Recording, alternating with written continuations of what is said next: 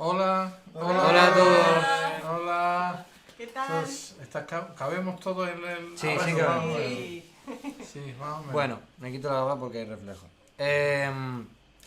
Bienvenidos a todos, a todas a nuestro Viernes de San José. Este ya es el sexto, aunque no lo parezca. Pretendemos hacer 12, a ver si Dios quiere. Y nada, como podéis ver, bueno, ya estamos en verano, estamos reunidos todos. Aquí tenemos una pequeña incorporación de nuestra familia, no física, sino espiritual. Daniela, saluda Daniela. Directamente venida de Londres. Y nada, que daros la bienvenida simplemente, sobre todo a todos aquellos que nos están viendo en directo de verano, que gracias Soldados Impasibles, os lo valoramos a todos. Realmente.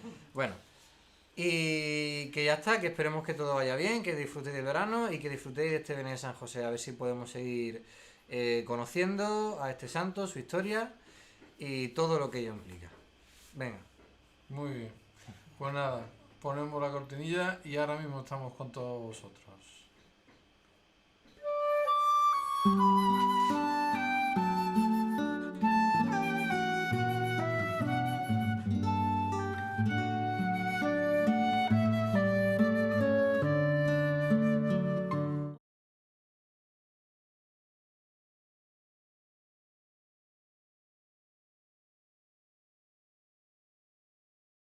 Dicho y bienvenidos a esta sexta edición de San José. Hoy, como de costumbre, tenemos unos temas, las mismas secciones de siempre, parecidas, empezando por Gabriel, nuestro grandísimo presentador, que va a hacer su sección de ¿Sabías qué?, donde en este caso nos va a adelantar un poco en la arqueología bíblica, una disciplina que está ayudando mucho últimamente a descubrir un poquito el contexto en el que vivía San José y Jesús en su momento. Y bueno, más concretamente vamos a descubrir la vía en la que la familia de Nazaret podría haber utilizado los accesos a la ciudad de Jerusalén, el cómo entraban en la ciudad. También vamos a comentar algunos hallazgos que se han hecho últimamente en la ciudad ya mencionada en las anteriores secciones, que era Séforis. Séforis, sí, una ciudad importante aquí. Donde, como ya hemos comentado, podría haber ejercido su profesión, podría haber San José trabajado ahí. Sí. Y ya por último, vamos a comentar también el posible emplazamiento del hogar de Nazaret, donde la Sagrada Familia, José, Jesús y María, podría haber vivido durante la infancia de Jesús.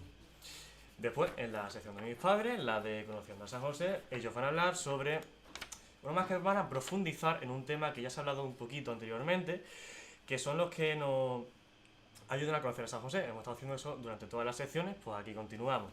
Más específicamente, esta vez, van a hablar sobre la imagen de la Trinidad en la Sagrada Familia, en este concepto que suele ser tan difícil, donde José va a ser la personificación de Dios Padre. Ellos ya después explicarán este concepto para que lo entendamos mejor. Sí, vamos a intentarlo. Sí, vamos a pensar que sale bien. Vamos a intentarlo. Bueno, como podría adivinar, esto es un tema más bien teológico en vez de bíblico, que ha sido el de las últimas veces. Y así cambiamos un poquito, ¿no? Sí, después ya David, en sus secciones musicales, nos va a traer algo nuevo, muy suyo, muy extraño. Nuevo no es. Pero más bien Es antiguo. un poquito viejo.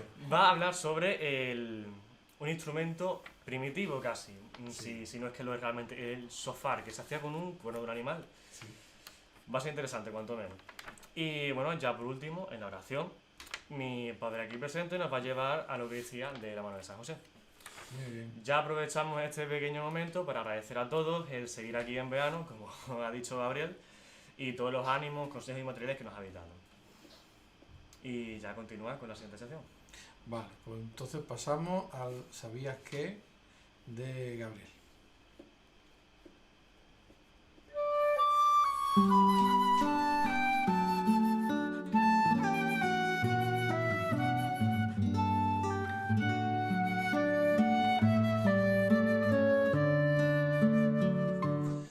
¿Qué pasa, familias? Bienvenidos a la sección de este mes de ¿Sabías qué?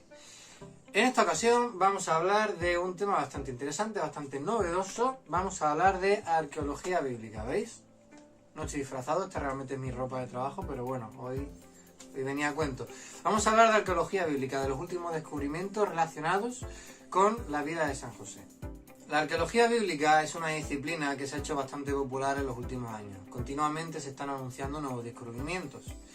Poder confirmar ciertos aspectos de la historia bíblica mediante descubrimientos arqueológicos es algo muy importante, puesto que estos descubrimientos pueden proporcionar una base histórica, contrastable y razonable a muchos aspectos expuestos mediante la palabra de Dios. Creer o no creer siempre será algo fundado en la decisión de fe de cada uno, eso desde luego.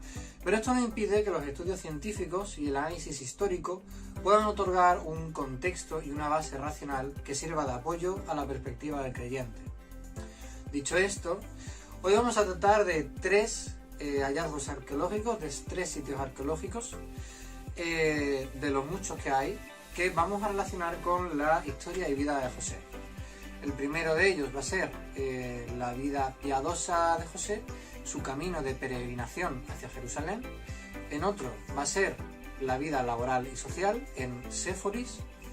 Y el tercero tiene que ver con su familia, la casa de Nazaret, ¿vale? Bien, pues empezamos. El primero de todos, el camino de peregrinación hacia Jerusalén.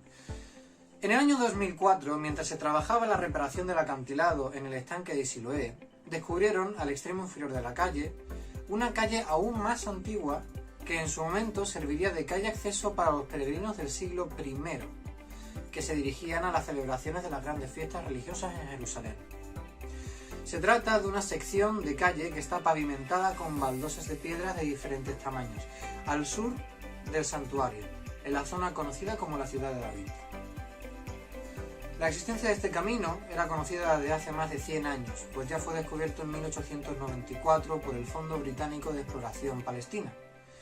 Otras secciones de la misma calle fueron descubiertas en una zona más al norte en 1937. La sección hallada en la actualidad se ubica a unos 550 metros al sur de la zona del Monte del Templo, la explanada donde hoy se sitúan las mezquitas de Al-Aqsa y de Omar. Los arqueólogos creen que el sendero era una vía pública central de la antigua Jerusalén, que ascendía desde la esquina norte de la piscina de Siloé hasta la parte norte del santuario judío. Los peregrinos comenzarían de esta manera su ascenso hacia el santuario. La calle se está excavando retirando la tierra que los predecesores británicos habían echado para taparla, con el objetivo de hacerse accesible para los peregrinos actuales, y así que se pueda acceder a ella, puesto que se encuentra a un nivel subterráneo de la ciudad. El segundo lugar que os vamos a comentar es el de Séforis. El cronista Josefo llamó a Séforis el adorno de Galilea. Herodes Antipas escogió este lugar en el año 4 a.C. como la capital de su gobierno. Probablemente fue también Herodes quien mandó construir el teatro. Josefo dijo que Séforis era la ciudad más grande de Galilea y además una fortaleza excepcional. Curiosamente, durante la época de la primera revuelta judía, en el año 66 después de Cristo, la gente de Séforis apoyó al emperador Vespasiano, rindiéndose así a los romanos. Una vista aérea de la ciudad nos da una interesante perspectiva del trabajo arqueológico. Se excava en áreas cuadradas de 5 por 5 metros. Herodes hizo de Séforis su capital, hasta que comenzó la construcción de Tiberíades en el año 19 después de Cristo. Como dijimos en capítulos anteriores, probablemente José y Jesús trabajaron en la construcción de esta ciudad. Estos trabajos se hicieron con piedras de zonas cercanas a Nazaret, y en esta ocasión sería la piedra más que la madera, los materiales que José y Jesús seguramente trabajasen en la edificación de Séforis, que por cierto quedaba a poco más de una hora a pie de Nazaret. Entre los hallazgos más conocidos se encuentra un importante mosaico llamado Mosaico del Nilo, en un gran edificio de varias plantas. Este maravilloso mosaico muestra las festividades de Egipto cuando el río alcanzaba su punto más alto. También está representado el faro de Alejandría, una de las 7 maravillas del mundo antiguo. En la cima más alta de la ciudad, cerca del teatro, se ha encontrado una casa de un gentil importante. La casa se construyó alrededor de un jardín con columnata y tenía 2 pisos. El edificio incluía un triclinium central con un impresionante mosaico para el que se emplearon 1,5 millones de teselas, que son las pequeñas piedras que conforman los mosaicos, de hasta 28 colores diferentes. En él se encuentra la figura de una bella mujer a la que se ha denominado la Mona Lisa de Galilea, por su hermosura y perfección. Imaginar a José y a Jesús trabajando en una construcción tan hermosa como esta nos puede ayudar a cambiar la imagen de trabajador pobre y poco cualificado que a veces podemos tener de José. Y por último os vamos a llevar a la casa de Nazaret. Atención a este.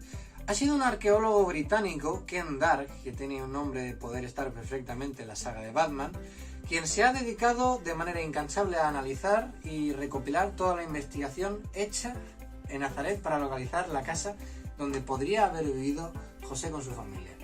Esto le llevó a descubrir una construcción del siglo I realizada por alguien que mostraba tener unos magníficos conocimientos del trabajo de la piedra. Tras un siglo de excavaciones arqueológicas en el convento de las Hermanas de Nazaret, parece haberse encontrado indicios que llevan a pensar a los especialistas que podrían haberse hallado los restos del hogar original donde Jesús vivió su infancia junto a María y José. Sobre este hallazgo, el profesor Ken Dark ha publicado un libro titulado El convento de las Hermanas de Nazaret. La construcción hallada es una casa de piedra tallada en una ladera rocosa de Nazaret. La evidencia sobre el lugar está basada en el esfuerzo humano para dar forma a las piedras y utilizarlas como bloques para construir una vivienda. Si se compara esta construcción con las iglesias y estructuras levantadas años más tarde, se puede datar esta construcción con bastante certeza, dentro de lo que cabe, como perteneciente al periodo histórico en el que vivió Jesús. Estos restos fueron sugeridos por primera vez como hogar de Jesús, María y José en el siglo XIX, pero la idea fue descartada por los arqueólogos en la década de 1930, permaneciendo el lugar olvidado. En 2006 se volvió a investigar sobre el terreno. Sin embargo, el profesor Dark no fue a Nazaret para encontrar la casa de Jesús, no. Plot twist, fue para hacer un estudio sobre la historia de la ciudad como centro de peregrinaje cristiano bizantino. Su reacción ante lo que allí encontró fue recogida por la BBC en una entrevista en la que afirma que ante su hallazgo el primer sorprendido fue él mismo. La investigación de Dark señaló que la vivienda estaba situada bajo una iglesia bizantina que, a su vez, se encuentra hoy bajo el convento de las Hermanas de Nazaret. Dark afirma además que sabemos por la evidencia escrita que la iglesia del periodo bizantino había sido construida en el sitio de la casa de Jesús y que la vivienda estaba conservada en su cripta. Además, Dark afirma que es casi seguro que se trate de la iglesia de la nutrición, que fue dedicada a la crianza de Cristo y es mencionada en el relato de un peregrino del siglo VII. Bueno, queridos amigos y amigas de la arqueología bíblica, eso ha sido todo por este mes. Esperamos que os haya resultado interesante. Yo me despido y espero encontraros en el próximo ¿Sabías qué?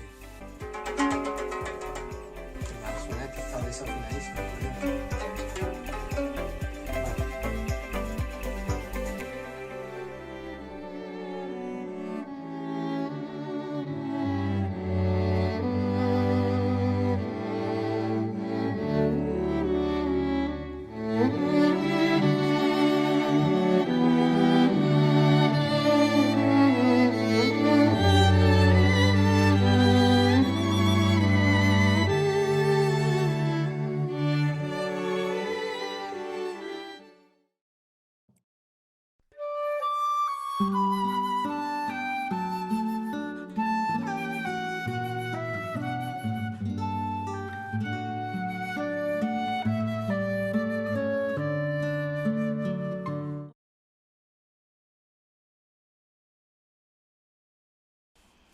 Bueno, Buenas tardes. Parece increíble que ni el verano nos aburra para continuar adelante en este trabajo de dar a conocer a San José. Pero bueno, creemos que merece la pena. Ya estamos en nuestro sexto. Hoy es el Ecuador. sí, es el Ecuador porque teníamos previsto en un principio 12 y a ver si somos capaces de A llegar. ver, la providencia. Cumplir el año, a ver si... Y es una cosa que nos sirve mucho a nosotros. Lo que pasa es que, claro, también implica un esfuerzo para, bueno, pues dar a conocer muchas cosas. Pero bueno, aún así estamos muy contentos porque, bueno, el beneficio es tanto y el beneficio para mucha gente que nos escucha también que es estupendo. Bueno, pues en esto estamos. Bueno, pues en este sexto viernes de San José, como decía Daniel, vamos a cambiar un poco del tema bíblico y nos vamos a ir más al tema teológico. Entonces, hoy hablaremos de San José a propósito de la familia que formó con Jesús y con María. Y desde esta familia daremos un salto a la idea de Dios, al concepto de Dios trinitario. Y esto es un reto, porque el tema de la Trinidad como que solemos pasar por él de puntillas porque es un poquito complicado, delicado, bueno, como le queramos llamar. Es que además siempre ha sido así, no está la famosa anécdota de San Agustín, aquella del niño pasando por la playa y decía, ¿qué hace? Se acabó un hoyo en la arena, dice, quiero meter el agua ahí, hijo, eso es imposible. Y dice, bueno, pues más difícil es que tú entiendas lo que es la Trinidad. Bueno, pues desde aquella, pues la verdad es que pues siempre se nos ha puesto una cosa un poco difícil. Yo no comparto la idea de que sea algo difícil. Creo que no se ha hecho un esfuerzo grande de darlo a conocer, ¿no? Entonces, bueno, no es que nosotros vayamos a conseguirlo, no vamos a conseguir nada, pero al menos vamos a intentar hacerlo, bueno, sí, un desde poco... otro punto de vista, ¿no? Eso es, Desde eso otro es. punto de vista. Bueno, y para esto vamos a hablar de dos aspectos, ¿no? Uno que es conociendo la Trinidad como base de la que vamos a partir para conocer a la familia de Nazaret, y la otra parte que es como José, sería hablar de José como la personificación del Padre dentro de esa familia. Y bueno, y como siempre terminaremos con nuestro resumen que parece ser que está ayudando bastante. Y dentro del resumen hemos hecho una pequeña incorporación a sugerencias de algunos de vosotros, que la verdad que estamos muy contentos de que la mayoría de las sugerencias que hacéis pues son muy interesantes y las podemos ir introduciendo. Bueno, pues empezamos ya conociendo a la Trinidad, conociendo a la Trinidad. Bueno, pues cuando hablamos de Trinidad, pues podemos quedarnos en la idea de 3 personas o de un número, el número 3. Pero Dios no es un número. Y si lo fuera, si Dios tuviera que ser un número, sería el único. Único no es un número, sino único es único. Es a lo que más... Pero si cerramos un poquito los ojos y decimos Trinidad, pues seguro que nos viene... Siempre es los cuadros estos de 3 personas juntas. Sí, mira, precisamente, a ver si me sale. Mira, tenía hecho una especie de repaso. Mira, esta es la primera imagen de la Trinidad. Fíjate que lo representa como 3 personas mayores juntas, 3 hombres juntos. Está en un sarcófago, uno de los primeros sarcófagos que se hizo. Esto ya es en el siglo XII, la iglesia de Saint-Denis. Esto es una iluminación del manuscrito del Román de la Rose. Son las 3 personas, ya aquí se pinta la paloma. Esto es un cuadro muy famoso, que es el icono ruso de la Trinidad, ¿no? Pero siempre hay personificación. Esto es de Alberto Durero. Veis, el Espíritu Santo, el Padre y el Hijo, digamos, siempre están diferenciados. Este es muy interesante, este es Murillo, porque hay una Trinidad en el cielo y otra Trinidad en la tierra. Muy inteligente Murillo. Y esto es una representación moderna. Esta es una Trinidad que está en la Catedral de Oslo. Entonces, como vemos, la iconografía... Siempre se basa en el número, siempre hay diferenciado, digamos, claro. Hay 3, ¿no? Pero claro, eso contradice la teología. Es difícil representar esto, pero bueno, es que lo contradice porque no son 3, es que es un solo Dios. Claro, entonces, bueno, es una manera, ¿no?, adecuada, porque el hombre es limitado de expresar esta realidad, pero vamos a ver si podemos hablar de la Trinidad haciéndola en pequeños trocitos y a ver si así nos resulta más fácil. Bueno, lo primero es que la Santísima Trinidad no es un número, es comunión de diferentes. San Agustín enfatiza que Dios es uno y único, y no se cansa de repetir, la Trinidad es el único Dios verdadero. ¿Y cómo se entiende esto entonces? Bueno, pues la Trinidad hay que entenderla de manera dinámica. Nada existe fuera de la relación, todo está interconectado con todo. Volvamos al significado de los números, que tanto le gusta a Gabriel. Sí. Bueno, el número 3. Recordemos que es el número de Dios, el número de su fuerza creadora. Es también un símbolo presente en todas las culturas del mundo. Con este número se expresa la unidad en la diferencia y la diferencia en la unidad.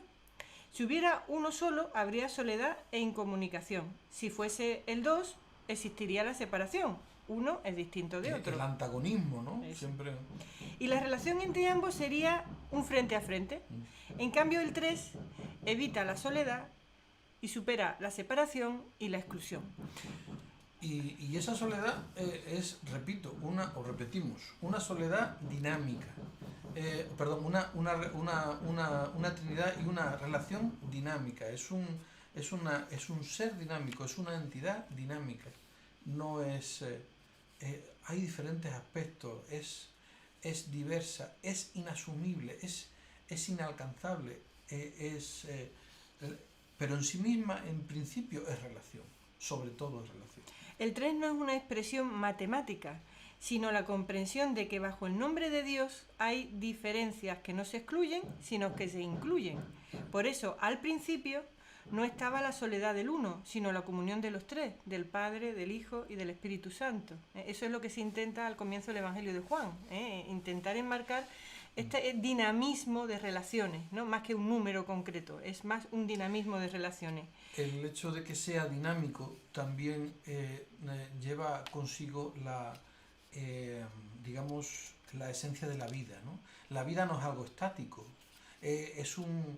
todo ser vivo, digamos, es dinámico, y en ese dinamismo, pues los teólogos, y desde el principio se intentó expresar en el cristianismo a través de esa relación, ¿no? Dios no es algo estático, no es algo fijo, sino es algo que está en permanente crecimiento, en permanente vida, en permanente es una circulación de vida. Es una circulación de vida.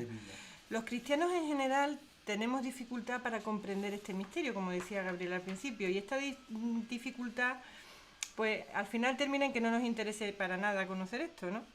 Esto es inaccesible y entonces nos quedamos en un conocimiento superficial de este misterio trinitario. Sin embargo, aventurarnos por la senda del misterio trinitario realmente merece la pena, puesto que en esa senda, en ese camino, poco a poco, se nos van abriendo los ojos a una nueva dimensión, a la posibilidad de una nueva relación con el Creador y, como decía San Ignacio, el Criador y Señor de todo. Entonces es muy importante que perdamos el miedo a adentrarnos en esa relación que es Dios de personas, porque podremos establecer con Él una relación personal diferente.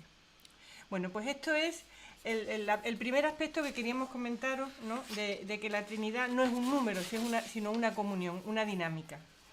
La segunda cosa es que la Trinidad es una familia divina. Juan Pablo II dijo a los obispos reunidos en Puebla: se dice en forma bella y profunda que nuestro Dios, en su misterio íntimo, no es soledad, sino una familia. Esto lo decía Juan Pablo II. Entonces puede ser útil recurrir a nuestra experiencia humana. Primero, la familia es coexistencia de la unidad y de la diferencia. Padre, madre, hijos son diferentes. Oye, yo creo que tenemos mucha suerte de que se nos haya relacionado la Trinidad con una familia. Pues ¿no? muy claro. O sea, la propia esencia de Dios va un papa, va a San Juan Pablo II, un papa y un santo, y nos lo relaciona de repente con la familia. Y claro, toda la familia nos quedamos mirando unos a otros. ¿Cómo? Que Dios tiene un reflejo no solamente en una persona que es Jesús, sino que dice un papa nada menos, y además que es papa, ¿no? Que Dios tiene un reflejo en una familia que se refleja muy bien y que encaja muy bien en este mundo, en una familia. Qué curioso. Es la idea de familia. Bueno, pues como decía, estaba explicando cómo, ¿no? Bueno, sí, pues sí. recurramos, por tanto, a nuestra experiencia humana, pues con una serie de presupuestos. El primero de ellos es la coexistencia de la unidad en la diferencia. Bueno, en una familia, padre, madre, los hijos, los tíos, son todos diferentes, pero forman una sola familia, igual que ocurre con Dios. El segundo aspecto es que en la exhortación apostólica de Juan Pablo II, Familiares Consortios, se dice que la familia está constituida por un conjunto de relaciones interpersonales, exactamente igual que ocurre con Dios, ¿no? Las personas se interrelacionan. El tercer aspecto es lo que rige las relaciones interpersonales, es el amor de sus miembros. Pues exactamente igual que Dios, la dinámica interna de Dios es el amor. Y el cuarto aspecto es que el amor en la familia es lo que hace que ésta sea una comunión de personas, participando todos en la relación de todos, igual que ocurre con Dios. Cuando en una familia nos comportamos como entes individuales, aunque vivamos juntos, eso no es una familia. Es necesario que exista una relación de todos participando en la dinámica de todos, ¿no? Sí. Estos 4 puntos, digamos, estos 4 aspectos reflejan la entidad de Dios. Claro, no se pueden comparar. Dios no se puede comparar con una familia, pero sí podemos comparar el reflejo humano para mejor entender a Dios de lo que es el amor en una familia, ¿no? La coexistencia de la unidad y la diferencia, que la familia está constituida por relaciones interpersonales, que las familias son relaciones, igual que Dios es relación, que lo que rige las relaciones interpersonales es el amor entre iguales, o al menos debería serlo, y que el amor sea comunión entre personas, ¿no? En la que participan todos. Así también se describe a Dios. Entonces, ya digo, No podemos comparar porque Dios es incomparable, pero sí podemos ver el reflejo, la sombra lejana que en la familia humana tiene. Y eso nos ayuda a ver a Dios. Bueno, no podemos comparar, pero sí podemos comparar, ¿no? Porque de hecho la voluntad de Dios es esa, ¿no? Es que la familia sea lo más parecido a lo que es Él, que es familia, ¿no? Bueno, entonces hay que superar, por tanto, ver a las personas de manera individual, porque si observamos a las personas de manera individual no se percibe la relación de unas con otras, ¿no? Y hemos dicho que esto es lo realmente importante.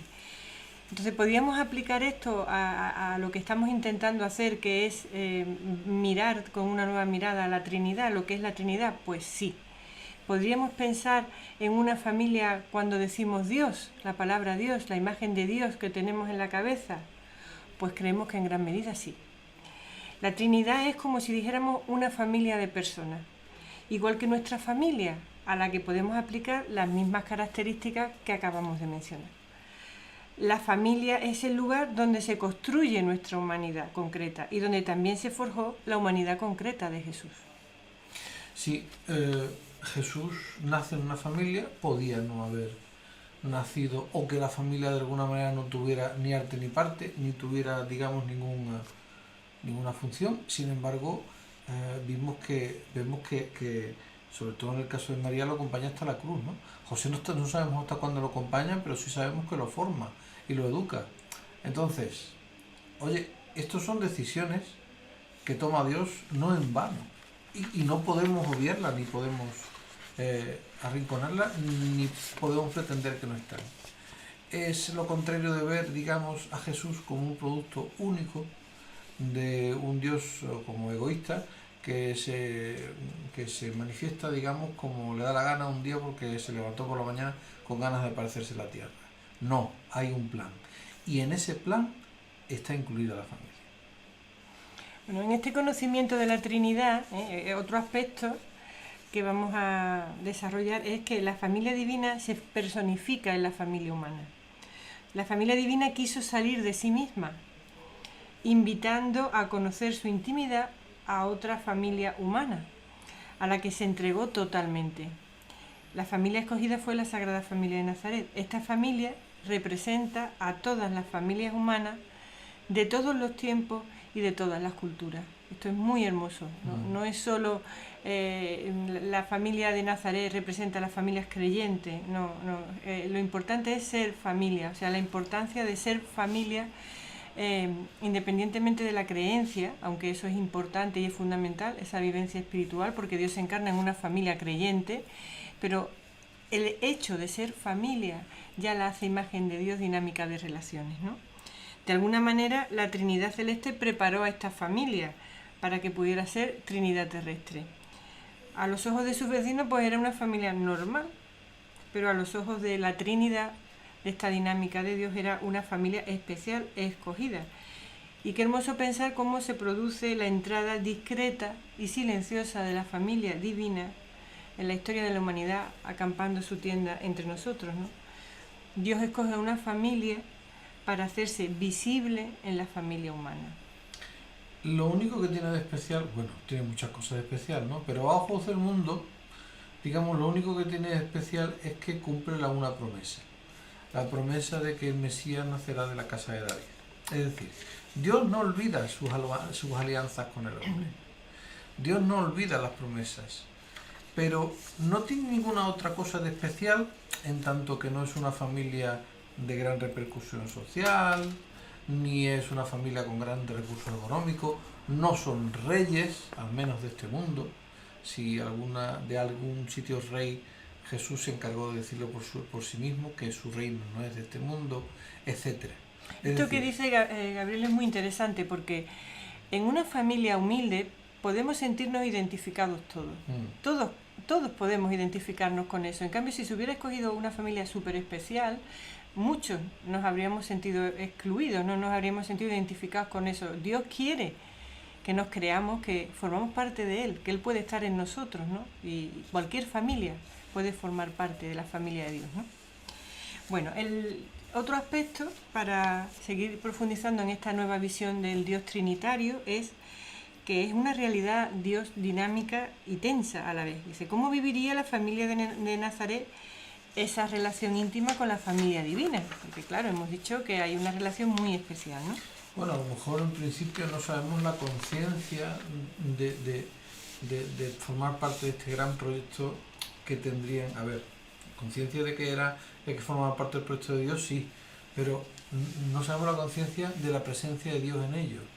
Fuerte, O sea, una presencia claro, especial, ¿no? fuerte, Sabían, encarnada. Claro, sabían que habían sido escogidos, sabían que Jesús pues era alguien muy especial, y que ellos de alguna manera formaban parte, pero no sabemos hasta qué punto eran conscientes de la fuerza de la presencia de Dios en su vida, ¿no? Bueno, esa conciencia de la presencia de Dios pues siguió las leyes humanas, quiero decir, la medida que iba psicológicamente madurando y espiritualmente madurando, iba creciendo, ¿no? esa conciencia, ¿no? Los propios textos evangélicos sugieren esa evolución dinámica y creciente del conocimiento de la presencia de Dios en la vida de esta familia, cuyos miembros no evolucionaban todos a la misma vez. Unos evolucionaban antes, otros igual que en nuestra familia, otros más tarde, unos en unos aspectos, otros en otros. Y en muchas ocasiones se producían circunstancias que les sorprendían y que en el diálogo, ¿no? se encontraban y se explicaban a qué se debían esas cosas que inicialmente podían ser molestas incluso, ¿no? Bueno, y entonces esto era como una ayuda que ellos tenían entre sí para ir creciendo esa percepción de la presencia de Dios en sus vidas, y que era Dios mismo, no era una idea de Dios, era Dios mismo en sus vidas, ¿no? En este sentido quizás es interesante recordar algunos pasajes del Evangelio donde vamos viendo cómo esa conciencia va creciendo, y bueno, se nos ocurren varios ejemplos. Uno, el de Lucas 2, cuando María y José se encuentran en el templo, o sea, encuentran a Jesús en el templo después de haberse perdido, el susto que tenían, ¿no? Y le dice Jesús, ¿no sabíais que yo debía ocuparme de las cosas de mi Padre? Bueno, aquí Jesús se muestra en un estado más avanzado, llamémosle así, respecto a la relación singular con el Padre del que podían tener su padre y su madre, ¿no? Ellos no entendían esta respuesta, ¿no?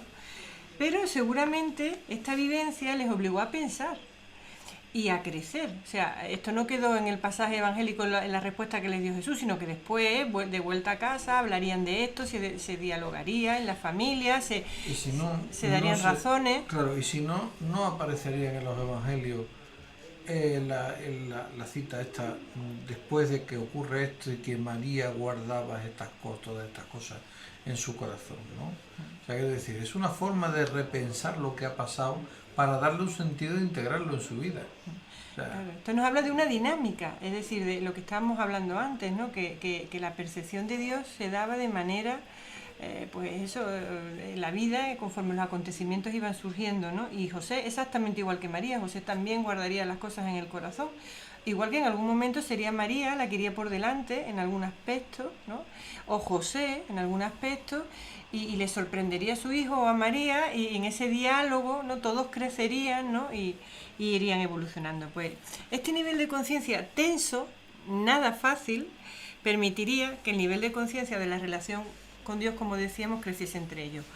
Hay otro texto interesante que es en el comienzo de la vida pública de Jesús en Marcos, cuando los parientes de Jesús van a buscarlo porque, bueno, le pasaban vergüenza. La realidad es que decían, bueno, este nos está dejando fatal. Ya sabemos el sentimiento de clan, lo importante que era, ¿no? Y el honrar a la familia y bueno, claro, lo que hacía Jesús los estaba dejando fatal. Se presentan en la puerta de un sitio donde ya ha explotado la predicación de Jesús, está predicando por todos lados, y le dicen, bueno, es que están ahí tu madre y tus hermanos, ¿no?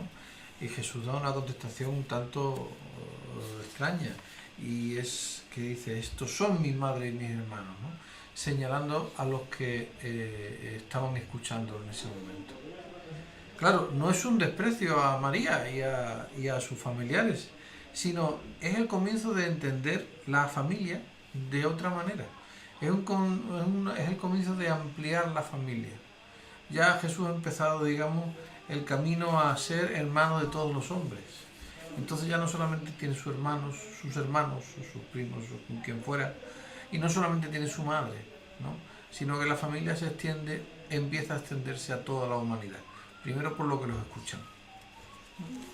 Y bueno, y esto haría también reflexionar a los parientes, ¿no? De hecho, tras la muerte y la resurrección de Jesús, pues muchos parientes que inicialmente no habían entendido esto que le pasaba y que hacía Jesús, son de los primeros seguidores, ¿no? Porque es como que de repente en su psicología, en su vivencia, en su interrelación, ¿no? Les encaja, ¿no? Esa presencia especial de Dios y la asumen como propia.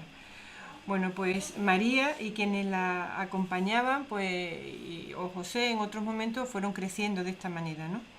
En resumen, el hecho de que la familia divina se personifique en una familia humana, la de Jesús, María y José, no elimina las limitaciones de ciencia y de conciencia inherentes a la condición humana, ¿no? La humanidad es utilizada también pues para la manifestación de Dios en ese proceso evolutivo.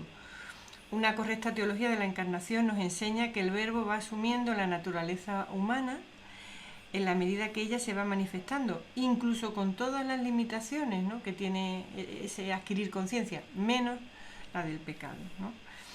Y bueno, aquí recordamos, ¿no? Lo que siempre decimos, Jesús verdadero hombre, verdadero Dios pero verdadero hombre, o sea, no tenía una psicología que no fuera realmente humana, era una psicología humana, ¿no?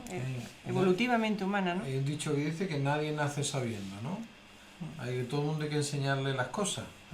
Bueno, pues no podemos pensar que Jesús naciera sabiendo, sino que se fue formando, que fue adquiriendo conciencia sobre un montón de cosas que en un principio pues tuvieron que ser sus padres, sus guías. Posiblemente muy pronto él empezó a ser guía de sus padres, pero nadie nace sabiendo. En algunos aspectos. ¿No? En algunos aspectos, quizás en otros no, claro. En algunos aspectos, ¿no? Quizás la conciencia de mesianismo que hemos visto en otros momentos, pues a lo mejor sus padres la tenían adquirida antes que él. Bueno, aunque hemos estado hablando mucho de familia y de imagen de Dios trinitario, ¿no? Parece como que nos hemos dejado a José fuera. Y no, hemos estado hablando de José, hemos estado conociendo a Dios a través de la familia en la que José era el cabeza de familia, ¿no? Pero vamos a concretar un poquito más eso, ¿eh? Entonces vamos a hablar de San José como la personificación del Padre. Dios Trinidad se manifiesta como es. En el Concilio Vaticano II se nos dice que place a Dios en su bondad y sabiduría revelarse a sí mismo. Pero autorrevelación es siempre autocomunicación de sí mismo. Autocomunicación es entrega, sin reserva, de las personas humanas. Dios se entrega sin reserva. Esto, place a Dios en su bondad, dice el concilio. Place a Dios en su bondad y sabiduría revelarse.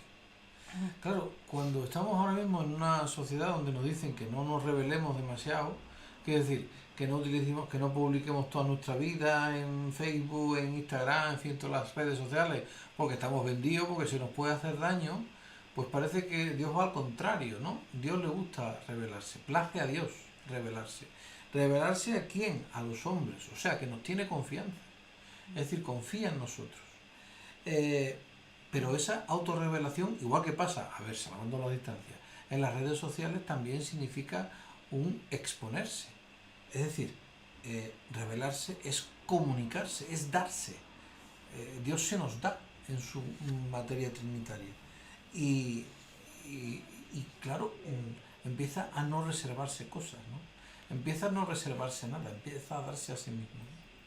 Bueno, como no existe persona divina en sí misma, hemos dicho, no son individuos, ¿no? Sino siempre en Trinidad, de manera semejante no existe persona humana fuera de la familia humana. La familia humana existe la unidad en la misma naturaleza, todos somos humanos. Y simultáneamente existe la diferencia entre todos. Uno es padre, otro es madre, uno es alto, otro es bajo, somos todos diferentes. Coherentemente con esto podríamos afirmar que cada una de las personas divinas planta su tienda sobre una persona humana específica. El Padre en José, el Hijo en Jesús y el Espíritu Santo en María. A esto es lo que apunta la Constitución dogmática Verbum Dei, Dei Verbum, que en su segundo punto habla sobre el propósito de autorrevelación de Dios a los hombres a través de Cristo. Hacer que los humanos participemos de la realidad divina. A ver, Y dice la- dice específicamente, los hombres, por medio de Cristo, Verbo encarnado, tienen acceso al Padre en el Espíritu Santo y se hacen consortes de la naturaleza divina. Los hombres se hacen consortes, fijaos lo que dice la Constitución, los hombres se hacen consortes de la naturaleza divina. O sea, que esto que os estamos planteando de la personificación en la familia no es una cosa que nos inventamos Gabriel y yo, ¿eh? Ya esto se estaba apuntando, ¿eh? Bueno, si todo el universo nos dicen los físicos cuánticos y los biólogos y antropólogos actuales es relación, porque todo tiene que ver con todo y en todo momento y en todas las circunstancias, entonces todo es reflejo de la Trinidad, que es relación originaria y fuente de toda relación real y posible. Esto es muy interesante, ¿eh? Hay aquí una teoría de los físicos cuánticos que se llama la doble rendija. No, esto fue un experimento, esto fue... Ah, bueno, que que nos lo hicieron- cuente Gabriel. sí. Esto fue un experimento que, sí, bueno, verás, yo no entiendo mucho, pero bueno, me han llegado noticias, ¿no? Fue un experimento sobre la naturaleza, o sea, quiero decir, la naturaleza de la materia, ¿no? Entonces, en un principio existía una cierta dualidad, porque según el comportamiento de las partículas, pues eso se comportaban como partículas, entonces pues había gente que decía que bueno, que la materia estaba formada por partículas, y sin embargo estas partículas en otras ocasiones se comportaban como ondas, ¿no? Entonces en un principio existía esa dualidad entre partículas y ondas, ¿no? Formas de funcionar. Sin embargo, todo eso, pues en la mecánica cuántica se ha dejado, digamos, un poco atrás, y ahora verás, ya digo, yo sin saber, sin meterme, ¿no? Un poco solamente por cosas, a nivel divulgativo, pues lo que se habla son de campos de probabilidad, en el sentido de que la materia, digamos, tiende a comportarse de una manera muy curiosa a escalas, pues, subatómicas, ¿no?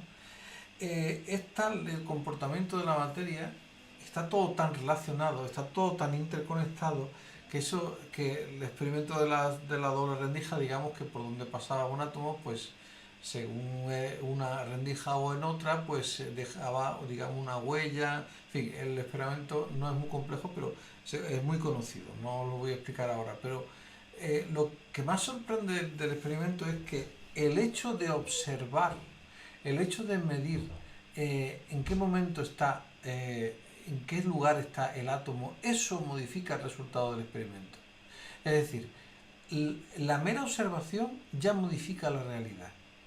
Tan interconectado está todo, tan dependiente, tan comunicada está la materia, que el mero hecho de observarla la determina.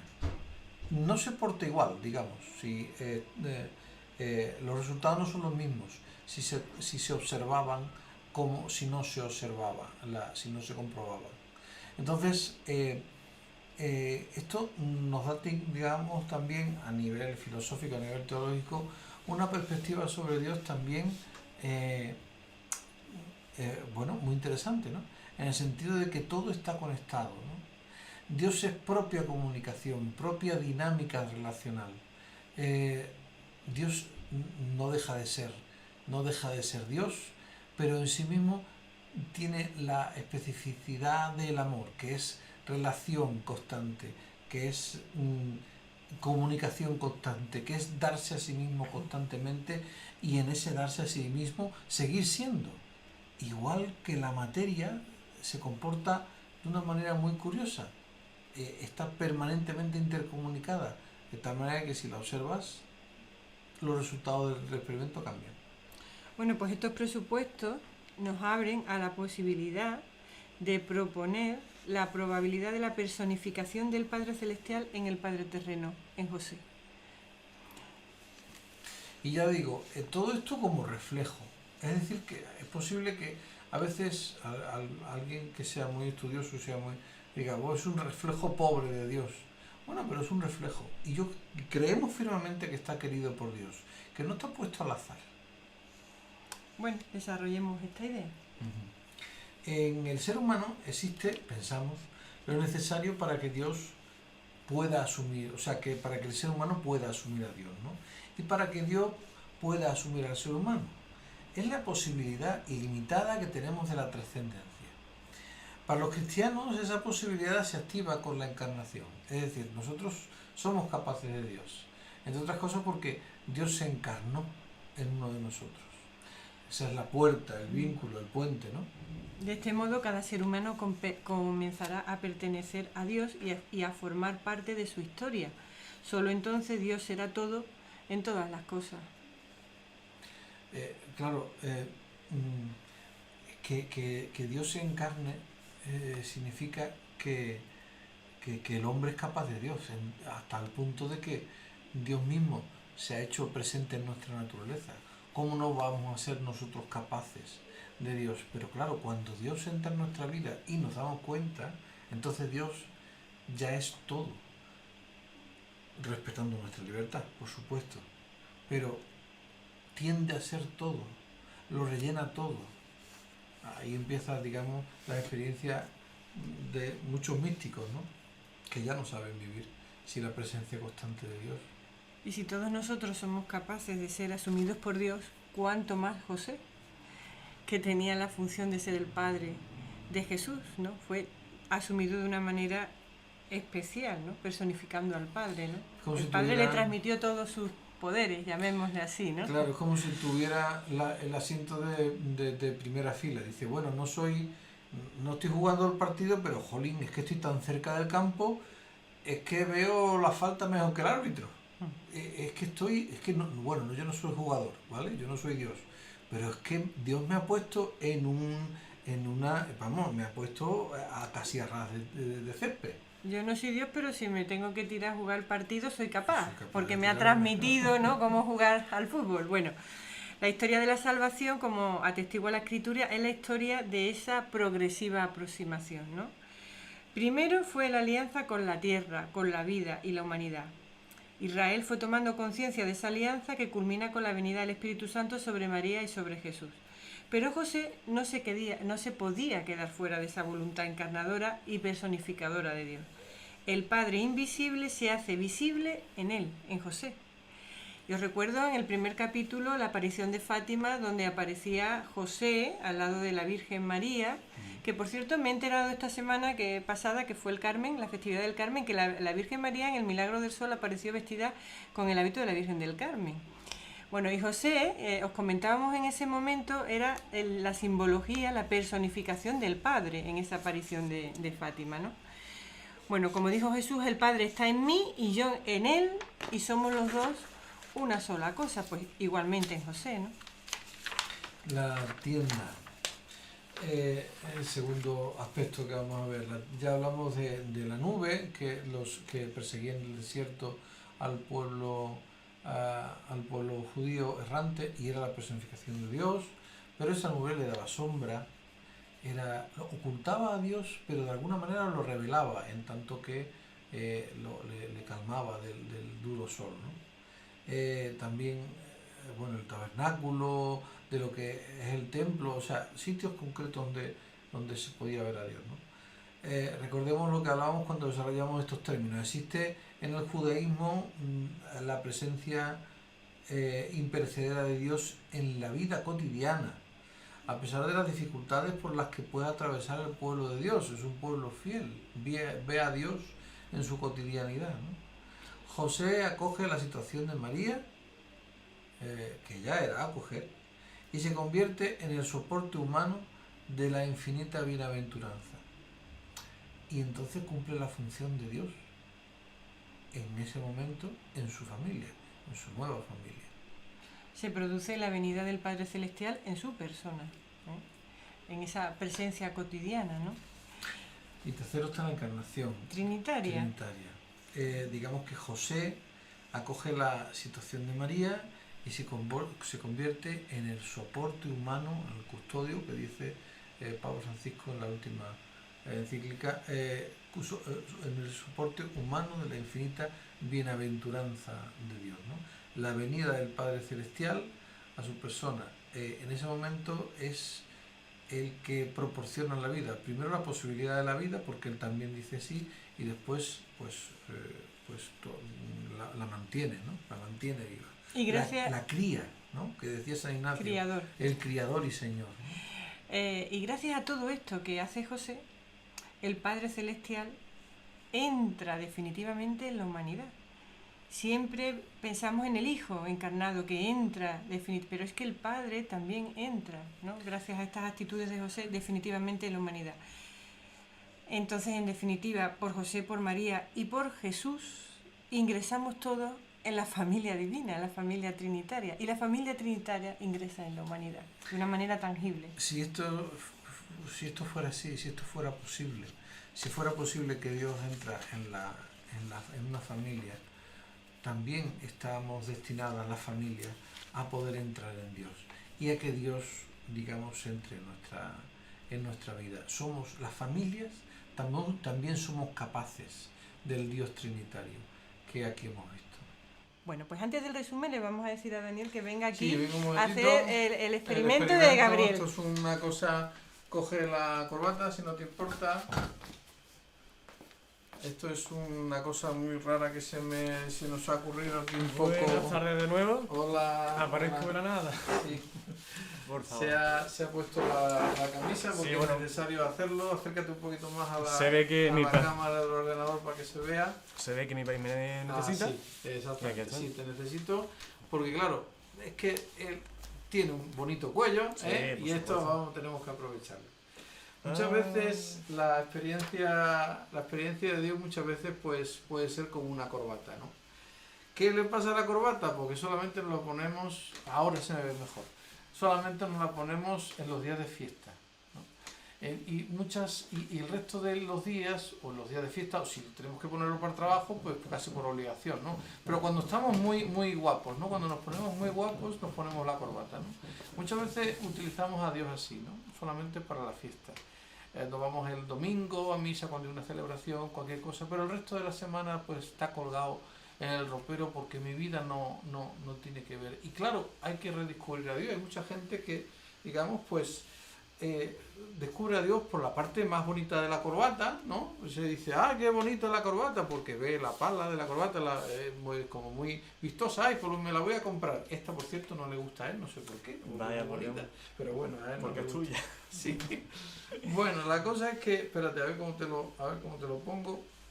Nada, hacemos para vestirnos con Dios, digamos, pues a veces escogemos pues de la forma más simple, ¿no? Pues un nudo pues muy simple, lo volvemos, vemos la parte de, digamos, la aseguramos, porque los hombres necesitamos seguridades de que Dios va a funcionar, de que Dios nos va a ayudar. Y aquí de alguna manera está el nudo, un nudo simple, pero oye, que funciona, porque si lo ponemos así, pues es un nudo que va muy bien, ¿no? Perfecto. Y esos son gente pues que ha tenido una primera formación de Dios, o a lo mejor se ha quedado con una fe un poquito como, también simple, como si fuera un niño pequeño, o como si fuera como mucho un adolescente. Pero, oye, ¿y si seguimos avanzando? Gente que es más preocupada, se preocupa más, digamos, del hecho de la experiencia de Dios y dice, no, yo quiero afianzar mi experiencia de Dios, ¿no? Entonces, sigue cogiendo, digamos, sigue funcionando con la parte más vistosa, con la parte más importante, con las partes principales, digamos, de la experiencia de Dios, y es esa la que pone en marcha, ¿no? Y entonces ya intenta, pues uno cuando intenta buscar seguridad de ese algo, pues no hace solamente un nudo, le da un par de vueltas a este nudo, con lo cual, oye, esto tiene más prestancia, esto si yo lo vuelvo ahora y lo hago, y le termino, digamos, la lazada y le pongo la parte vistosa por encima y por delante, oye, pues mira, ya consigo así un nudo más gordote, esto ya está más presentable, que queda muy bien, como muy... Oye, esta gente que digamos que se forma y en esta formación pues consigue... digamos, a avanzar en lo que es su conocimiento de Dios y digamos que simple y que adquiere cierta seguridad mayor en lo que es doctrinalmente o teológicamente algo que le da seguridad en su vida, que le sirve para avanzar en su vida y además para transmitirla. Digamos que muchos apóstoles pues llevan corbata, en otras, por ejemplo, en otras confesiones cristianas, pues, o bueno, en otros pues vemos siempre que van con corbata, ¿no? A todos lados, ¿no?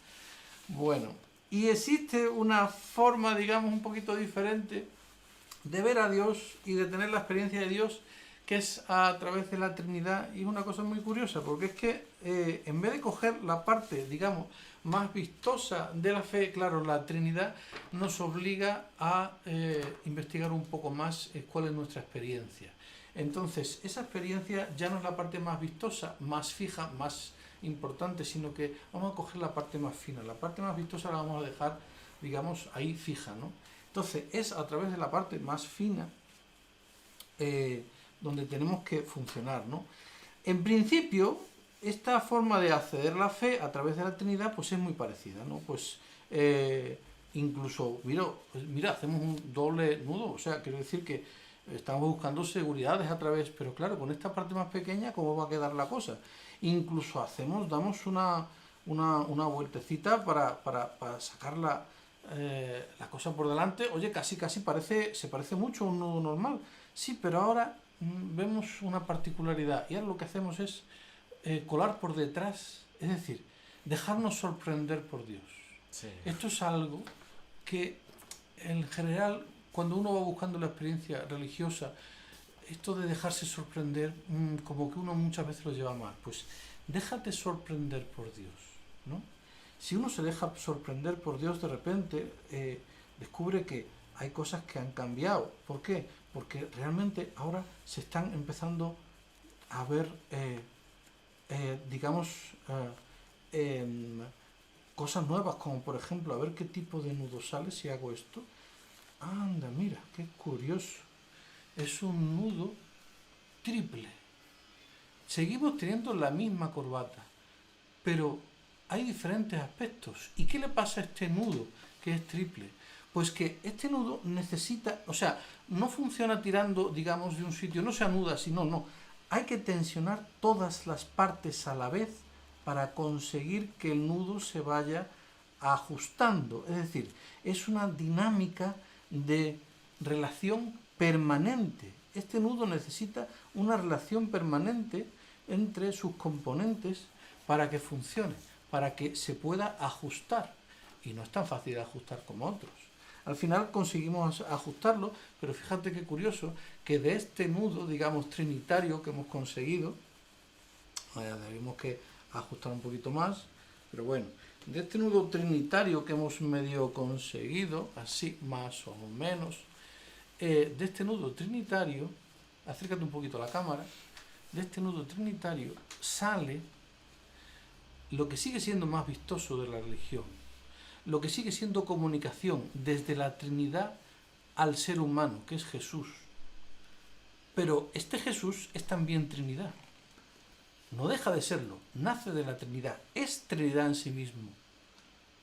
O sea, la corbata no deja de ser corbata, lo que pasa es que aquí se representa de forma divina como tres personas, como relación, como sorpresa constante, porque uno va con este nudo, oye, y sorprende, ¿no? Vale, pues cuando bajamos a la tierra, fijaos qué curioso, también tiene un reflejo triple.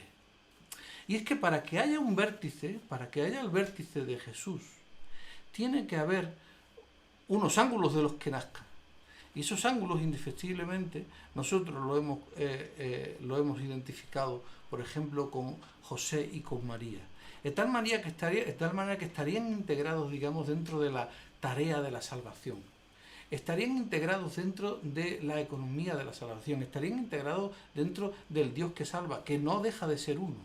Como reflejo en la vida, digamos, de esa dinámica de relación celestial que es la Trinidad. Por el hecho de que sea un nudo trinitario, eso no significa que Dios no siga siendo, cuando desembarazamos todos los nudos, que será que tendremos oportunidad, quizás no en esta vida, pero sí en la siguiente, de ver que Dios sigue siendo una sola cosa. Una sola cosa que se relaciona con nosotros, pues con mucho amor y con mucho cariño, y por eso, digamos, tenemos que buscarlo sin seguridades. Qué bonito. Vuelvo yo y se va Daniel. Bueno, creo que puede ser diferente esta metáfora de la Trinidad. Bueno, pues ya terminamos nuestra parte con el resumen, que nos decís que os ayuda. Que sería que cuando afirmamos que la Sagrada Familia es imagen de la Trinidad, decimos que la Trinidad Celeste preparó a la Sagrada Familia para que fuera su reflejo en la tierra en una Trinidad Celeste. Que ese proceso de reflejo, digamos, fue gradual, con las limitaciones propias de la condición humana, claro. Y los tres, Jesús, María y José, se fueron ayudando en el descubrimiento de la presencia de Dios Todopoderoso entre ellos. Que San José es la personificación del Padre dentro de esa familia. Y esto posibilita que Dios se introduzca en la historia de cada ser humano mediante la misma dinámica relacional que la de la familia de Nazaret. Tu familia, sí, tu familia, nuestra familia, es un lugar privilegiado. Una familia cualquiera. Es un lugar privilegiado donde Dios habita y se encarna. Cualquier familia, en principio, por el hecho de serlo, es imagen y presencia del Dios vivo. Por eso es un tesoro la familia, porque Dios ha querido hacerla reflejo o hacerla, digamos, pues sí, eso, encarnarse, reflejo, encarnarse a través de ella. Encarnarse, digamos, encarnarse a través de ella de una manera muy directa y muy fundamental en Jesús de Nazaret, y de una manera quizá más indirecta pero igualmente esencial, porque si no, no se habría producido la salvación en las personas de la Virgen María y de San José. Bueno, y como decía Daniel al principio, agradecemos todas las aportaciones y sugerencias que vamos recibiendo. Y bueno, fruto de esas sugerencias vamos a introducir al final de este resumen, en nuestra sección, un nuevo apartado que va a ser el libro del mes, porque hay personas que nos están diciendo, oye, algo de leer sobre San José y tal, bueno, donde os vamos a presentar libros diferentes sobre el tema del día o sobre temas anteriores que puedan ser interesantes. El de hoy, Gabriel nos va a poner una imagen ahora al final. Sí, lo que he hecho es concretar en una sola imagen, que es esta, tanto el libro como las lecturas a las que hemos hecho referencia. La verdad es que no son, hay un par de ellas, tampoco es gran cosa hoy, ¿no? Pero bueno, también está una interesante lectura, que es la Constitución Dogmática Dei Verbum sobre la divina revelación, que siempre es interesante, y bueno, y ese libro que nos ha parecido curioso y que, bueno, pues... Sí, en este libro se desarrolla mucho el tema trinitario en San José, y bueno, creemos que puede ser interesante. A partir de ahora, al final de cada Conociendo a San José, pues pondremos esa imagen con algún libro de referencia y los textos bíblicos por si alguien quiere leerlos o llevarlos a la oración. Exactamente. Bueno, pues nada más, pasamos ahora a la sección de David. A la sección, sí, y ahora vamos con música para José. Para José.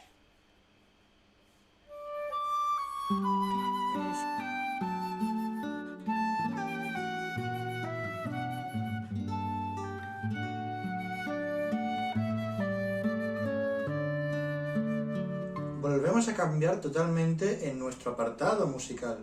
Hoy vamos a ver un instrumento musical antiquísimo, el shofar.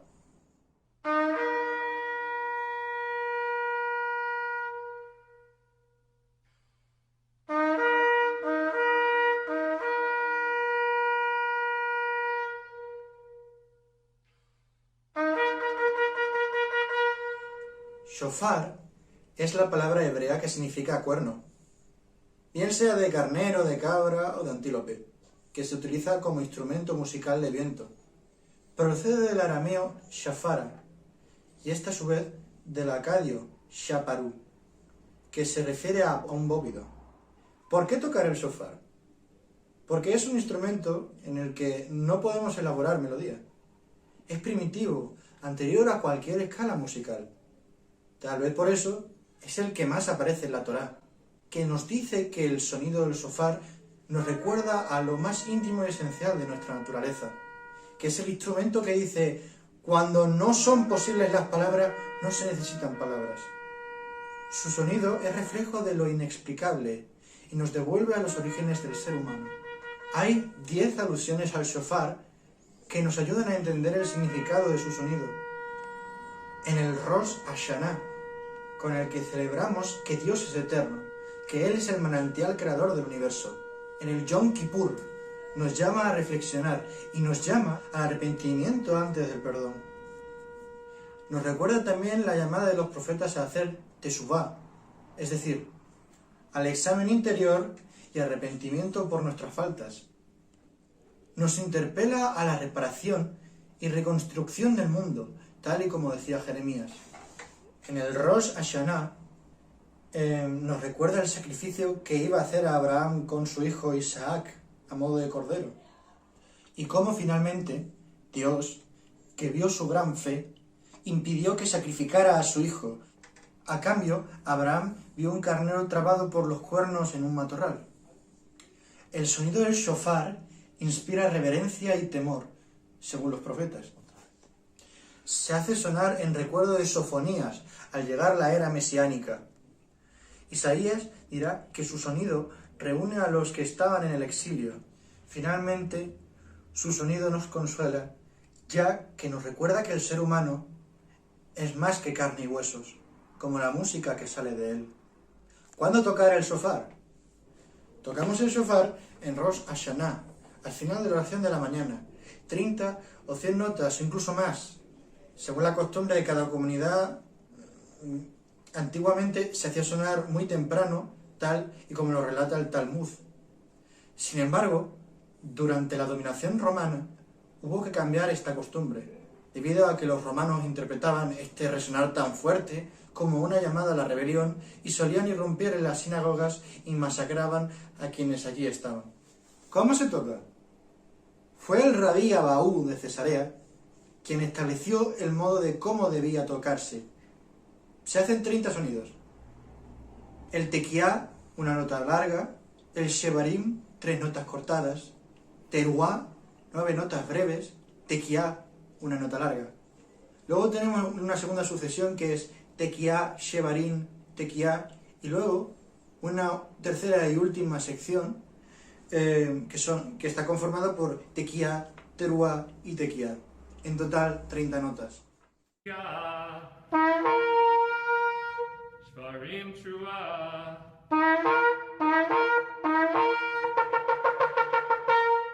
Tekiah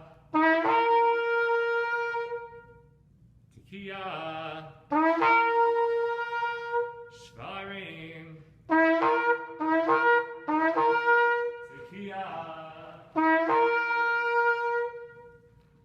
Tekiah Trua Tekiah Gedolah.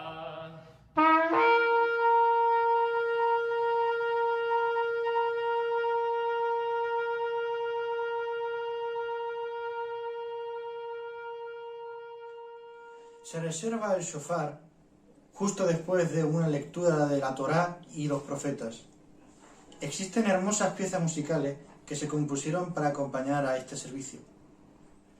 Escuchar el tequiat al shofar, el sonido del shofar, es un precepto para todo judío, tal y como dice el salmista. Por ello, cuando se ha de escuchar su sonido, debe pronunciarse la siguiente bendición. Bendito eres tú, Dios eterno, soberano del universo, que nos santificó a través de sus preceptos y nos inspiró la mitzvah de escuchar la voz del shofar. Imaginemos a José haciendo esta plegaria, que con tanta profundidad elevaría. ¿Con cuánta lucidez podría captar el shofar, dar voz al llanto de lo inexpresable? Imaginémoslo en la liturgia de los días solemnes de Año Nuevo. Su corazón se estremecería al escuchar el poeta judío, que más allá del orden fijo de las oraciones daba rienda suelta a sus emociones y a sus anhelos.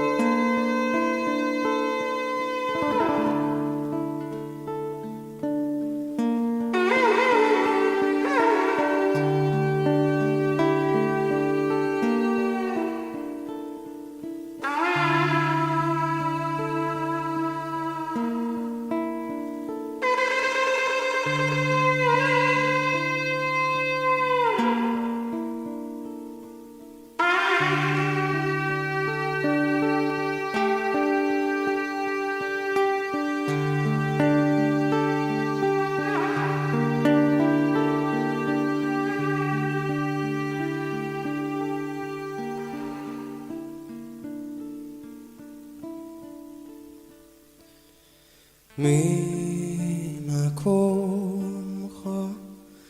מלכנו תופיע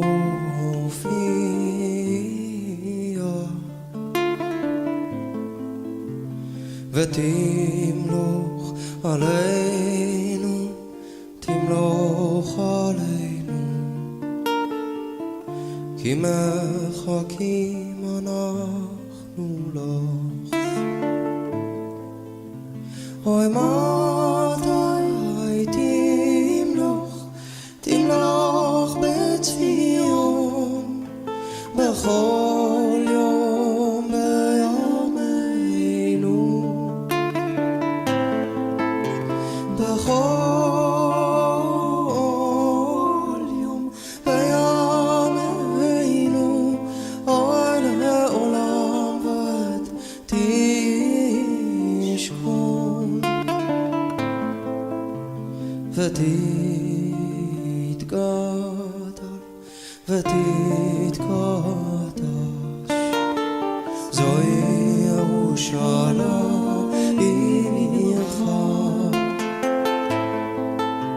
לדור ודור, לדור ודור, ולנצח נצחים.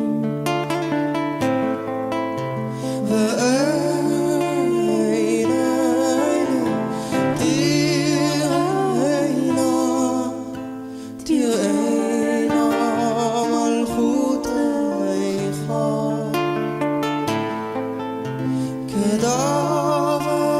כדברנו בשירי עוזיך, בשירי עוזיך.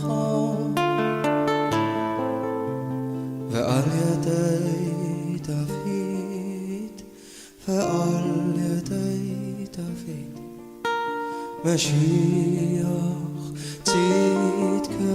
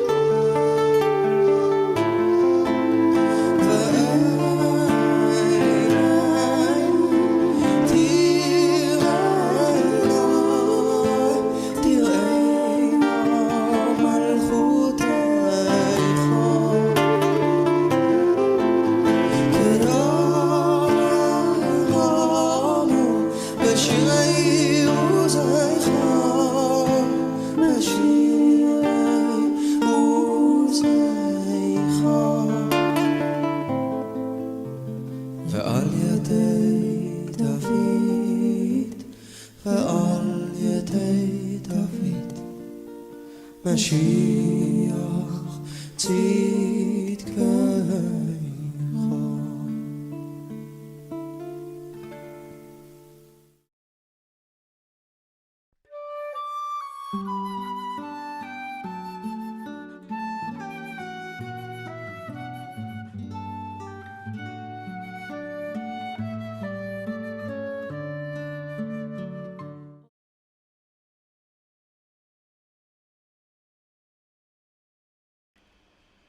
Bueno, y ya pasamos a la última parte, que es la parte de la oración, aunque esta parte de la música también ha sido al final pues bastante interior, ¿no? Porque la melodía, la canción daba para eso.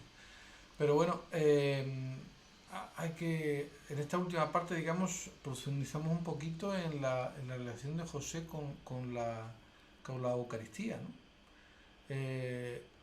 Es como muy impresionante darnos cuenta, y hacer oración con eso yo creo que también va a ser bonito, darnos cuenta que José tuvo a la Eucaristía en brazos, ¿no?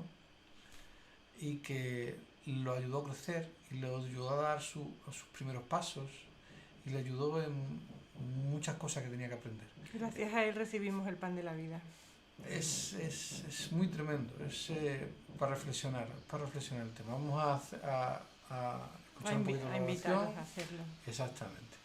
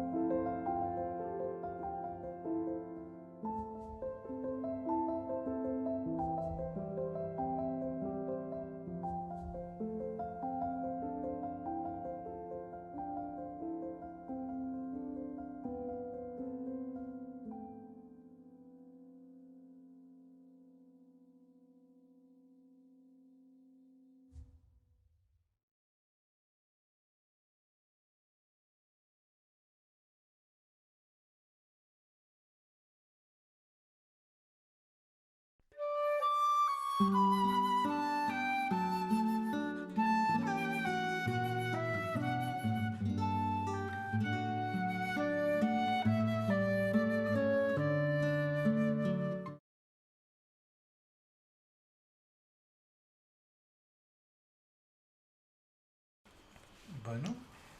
pues esa era nuestra oración. Esperamos que os haya servido, que nos acordemos de José cuando estemos en la Eucaristía. José palabra, José pan. Y bueno, y que os haya servido este viernes de San José veraniego. El próximo será el día 20 de agosto, si Dios quiere y no nos pasa nada. Y no pasa nada. A ver si conseguimos superar todas las dificultades que tenemos en cada ocasión. Sí, sí. Pero bueno, si Dios quiere, Si estamos Dios en quiere. su voluntad. Sí. Un abrazo para todos. Y hasta la próxima. Hasta la próxima.